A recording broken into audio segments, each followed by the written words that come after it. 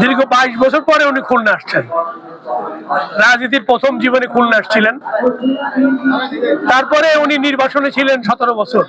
এবং এবারে খুলনা তার আগমন ঘিরে মানুষের প্রত্যাশা অনেক। খুলনা বিএনপি ঘাঁটি, সেই ঘাঁটি অঞ্চলে তিনি তার প্রার্থীদের পরিচয় করিয়ে দেবেন। বিএনপিকে নেতৃশূন্য করার চক্রান্ত শিকার হয়েছিলেন তিনি, এবং এবার তিনি বাংলাদেশে এসছেন 17 বছর পরে। উনি এসেই বলেছেন আই হ্যাভ এ প্ল্যান। উনি একটা নতুন পরিকল্পনা নিয়ে এসছেন, এবং যে পরিকল্পনা বাস্তবায়নের মধ্য দিয়ে আগামীর বাংলাদেশের যাত্রা শুরু হবে। এবং এবারে নানা কারণে এবারে নির্বাচনটা গুরুত্বপূর্ণ।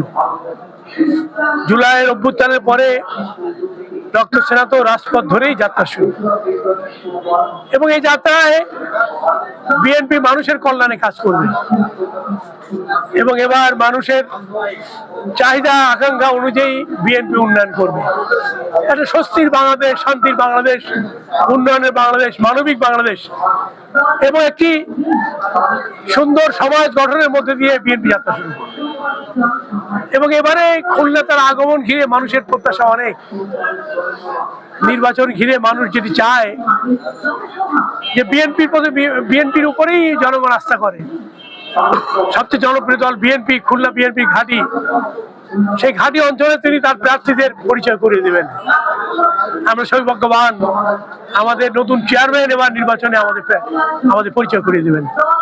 এবং জনগণ যেটি চায় সেটি হচ্ছে যে চেয়ারম্যান খুলনার শিল্প বন্দরনগরী, খুলনার হারানো গৌরবকে ফিরিয়ে আনার জন্য উনি আগামীর পরিকল্পনা ঘোষণা করবেন, এবং একটি নিরাপদ শহর, একটি উন্নয়নমুখী রাজনীতি, উন্নয়নের শহর, এবং মানুষের যে প্রত্যাশা পূরণের কমিটমেন্টের মধ্যে দিয়ে যাত্রা শুরু হবে।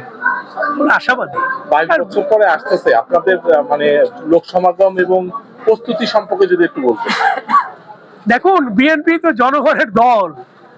উনি যেখানে যাচ্ছেন সেখানে তো মানুষের ঢল নামছে, স্রোত নামছে, এবং এটি নিয়ে কোনো আলোচনা নেই। আলোচনা ঊর্ধ্বে চলে গেছেন উনি।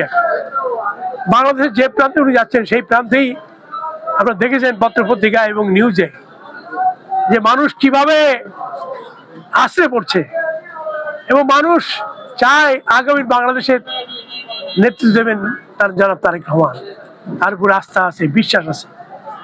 শহীদ জিয়া রেখে যাওয়া দলের এবং আমাদের নেত্রী দেশনেত্রী এবং খালেদা জিয়ার সদ্য প্রয়াত তার রেখে যাওয়া পথ ধরেই উনি বাংলাদেশের উন্নয়নের জন্য কাজ করবেন। এবং আমরা আশাবাদী যে যেখানে যাচ্ছি সেখানে মানুষের ঢল নামছে, মানুষ স্বতঃস্ফূর্তভাবে আমাদের প্রচারে অংশ নিচ্ছে। এবং এবারের নির্বাচনের যে যাত্রা, এই যাত্রা হবে আমাদের জন্য একটা সুখকর যাত্রা। 14 বছর, 16 বছরের 3টি নির্বাচনে মানুষ ভোট দিতে পারে নাই। মানুষের সে বেদনা আছে, ব্যথা আছে। এবারে সেই বেদনা, ফ্যাসিবাদ মুক্ত বাংলাদেশের সেই বেদনা নাই। এখন নতুন বাংলাদেশ গড়ার স্বপ্ন, যেটা মানুষ বিএনপিকে সামনে নিয়ে এগোবে, এবং আগামী দিনে বাংলাদেশ হবে বিএনপির মূল কারিগর বাংলাদেশ গঠনে, পুনর্গঠনে নিশ্চয় হবে। কারণ খুলনা তো বিএনপি ঘাঁটি। বিগত সকল অংশগ্রহণ নির্বাচনে বিএনপি প্রার্থী সবসময় জিতেছে। খালি খুলনা শহর জেলা না, খুলনা বিভাগেই ছিল 2001 সালের নির্বাচনে সবচেয়ে বেশি সংখ্যক ভোট উনি পেয়েছিলেন। আমাদের দল বেশি সংখ্যক আসন পেয়েছিল। এবার ফ্যাসিবাদ মুক্ত বাংলাদেশে তার চেয়ে বেশি আসন পাবো আমরা আশা করি, ইনশাআল্লাহ। এই জন্য কোনো দুশ্চিন্তা নেই। আমরা চাই অংশগ্রহণ নির্বাচন, জনগণ চায় উৎসব মুখর পরিবেশে তারা অংশ নিতে। এবারের নির্বাচন হবে একটা স্বস্তিদায়কের নির্বাচন, উৎসব, এবং সেই নির্বাচনের প্রত্যাশায় আমরা আছি, জাতি আছে। সবাইকে ধন্যবাদ।